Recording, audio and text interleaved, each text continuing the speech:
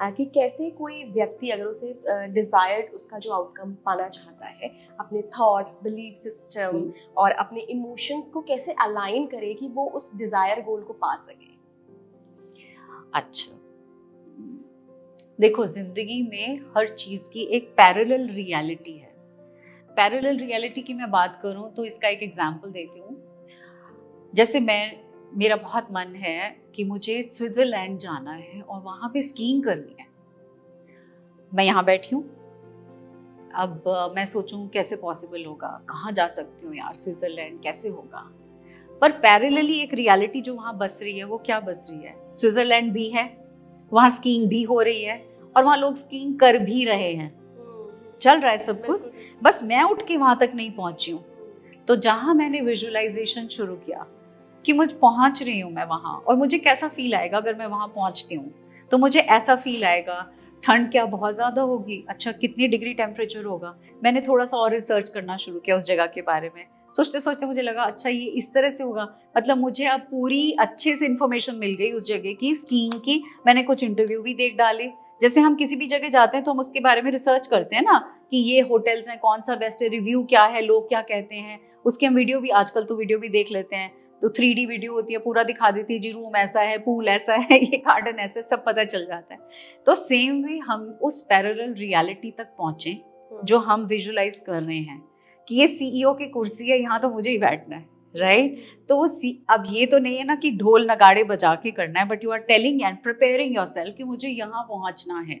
And when you are saying this to yourself, you start taking baby steps. जैसे class का एक पूरे साल का सिलेबस होता है, पूरे साल का सिलेबस मैं अभी बुक पकड़ा दूं, ये लो जी आपका कल एग्जाम है, हो ही नहीं सकता, फेल हो जाऊंगी, यही बोलोगे ना। और मैं आपको बोलूंगी नहीं, आपके पास ना 12 महीने हैं और ये 10 चैप्टर हैं। आप बोलोगे 12 महीने 10 चैप्टर, और बड़ा आराम है, ठीक है 1 महीने में 1 चैप्टर कर लूंगी। एक क्या 1.5 महीना है मेरे पास। तो फिर मैं बोलूंगी हाँ, इस चैप्टर, हर एक चैप्टर में 10 क्वेश्चन हैं, ले 30 डेज होते हैं 1 महीने में, सिर्फ 10 ही क्वेश्चन है एक चैप्टर के, मतलब 3 दिन में सिर्फ मुझे एक क्वेश्चन लर्न करना है, ऑल द मोर इजी। तो मैं आपको उस कॉम्प्लेक्सिटी को हम देख रहे होते हैं, हम ये नहीं देख रहे होते कि सिंप्लीफाई कैसे किया जाता है। थ्योरम सिंप्लीफाई करते थे ना, हम प्रूव करते रहे हैं ना स्कूल में, वही लाइफ है, वही सब चीजें हैं, वही आपका गोल है, वो गोल भी वही है, वो प्रेजेंट है, वो रियलिटी में है। आप उसको सिंप्लीफाई करते हुए यहाँ तक ले आओ, और यहाँ तक लाने के बाद बोलो आज मैं पहला कदम क्या करूंगी, आज मैं डे 1 में ये चैप्टर पढ़ने वाली हूँ, इसमें अंडरलाइन करूंगी, और मैं इससे इफेक्टिव जो चीजें हैं ना उनको मैं एक तरह से बार डायग्राम बनाऊंगी।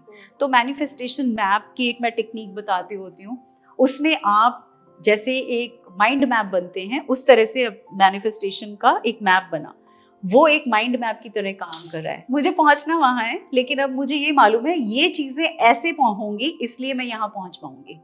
सो that means if I have to reach Srinagar, I know मुझे वहां जाना है, उसके टिकट का ये पैसा खर्चा होगा, मेरे पास जाने के ये 3 रास्ते हैं, बाय एयर जा सकती हूँ, बाय रोड जा सकती हूँ, बाय ट्रेन जा सकती हूँ, प्लेन, मतलब ये वाले तरीके हैं, ये पॉसिबिलिटी ऑफ होटल्स हैं। अगर मुझे इतना चाहिए होटल, तो मतलब इस कैटेगरी का चाहिए, तो मुझे ये यहाँ तक अमाउंट चाहिए होगा।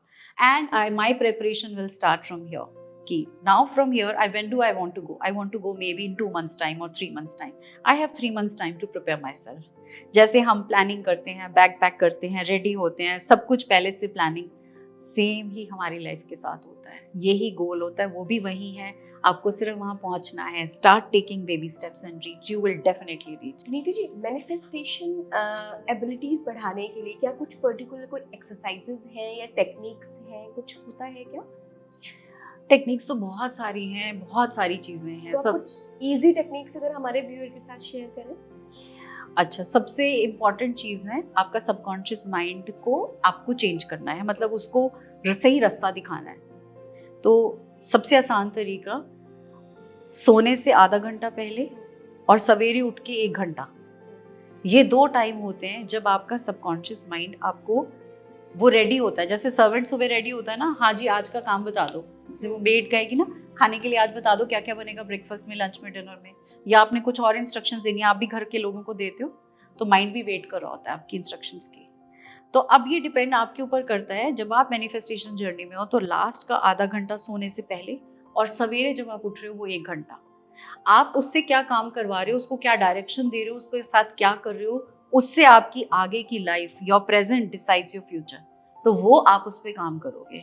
जनरली 90% लोग क्या करते हैं, या तो मोबाइल देखते देखते साइड में रख के सो जाएंगे, आधे लोग उसको तकिए के नीचे रख के सो जाते हैं। अलार्म बजेगा, कौन उठ के जाएगा? अरे आप सबकॉन्शियस माइंड को कह के तो देखो, सोने से पहले ट्राई करके देखना, आज रात को सोने से पहले मोबाइल को चाहे स्विच ऑफ कर देना। मतलब इतना डर लग रहा है तो वो भी मत करना, टेबल पे दूर रख देना। सोने से पहले सबकॉन्शियस माइंड को ये कहना, ईला कल सुबह प्लीज मुझे 5 बजे उठा दोगे? थैंक यू सो मच मुझे उठाने के लिए। बस इतना कहना और सो जाना। आपको ठीक 5 बजे आप जरूर उठोगे, आपको सबकॉन्शियस माइंड जरूर उठाएगा। उसके बाद आपकी मर्जी है कि आप उठ के वॉशरूम जाके दोबारा सो रहे हो या आप जेन्युइनली उठ रहे हो।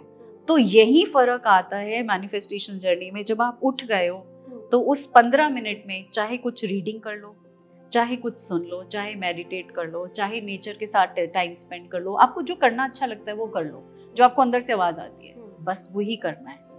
ये सबसे सिंपल टिप्स हैं। इसके साथ आप अपने आप से जुड़ने लगोगे।